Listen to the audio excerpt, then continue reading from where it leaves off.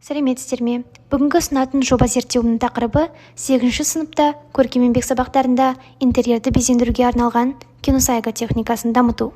Зерттеуімнің ғылыми аппаратына тоқталатын болсам, жұмысымның мақсаты киносайга техникасы арқылы оқушылардың интерьер безендіруге білімін тереңдету. Зерттеу нысаны ретінде 8-ші сыныптағы көркем еңбек сабақтарын алдым. Зерттеу пәні киносайга техникасы. Киносайга техникасы жапон тілінен аударғанда түрлі түсті жібек матадан жасалған сурет дегенді білдіреді. Бұл жапондық қолөнер. Оның мәні матаның кесектерінен кескіндер құрастыру болып табылады. Киносайга өнерін 1987 жылы суретте көрсетілген жапондық Сэцумо Эно ойлап тапқан. Қазір ол ең танымал киносайга қолөнершісі болып табылады. Ал бұл аталған техника арқылы жасалған жазғытұрым панносы. Суреттегі бұйым негіз ретінде картон қағаз мен пенопласттан жасалған, ал жамау үшін әртүрлі түсті атлас материалдары қолданылды.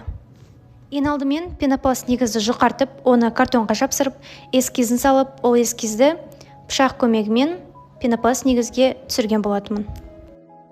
Кейіннен атлас материалдарын үтіктеп, оны әрбір түс бөліктеріне бөліп, сол түс бөліктері бойынша әрбір бөлікке жеке пышақ көмегімен салып отыра, осындай картинамыз шықты. Бұл техника әрбір интерьердің сәніне айналатынына сенімдімін. Келесі көрсетілген бұл киносайга техникасында жасалған әртүрлі картиналар. Қорытындылай келсем, оқушыларға заманға сай жаңа түсінікті мәліметті дұрысынан жеткізу өте маңызды. Шетел мәдениетін қазақ мәдениетімен ұштастыра отырып, оқушылар білімін нәрін одан әрі шыңдай түседі. Сонымен жоба жұмысымның мақсаты толығымен орындалды.